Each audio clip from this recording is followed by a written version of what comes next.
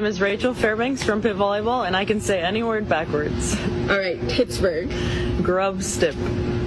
Coffee. EFOC. Coffee, spelled backwards, is EFOC. Which is funny. It's EFOC. Aerosonic.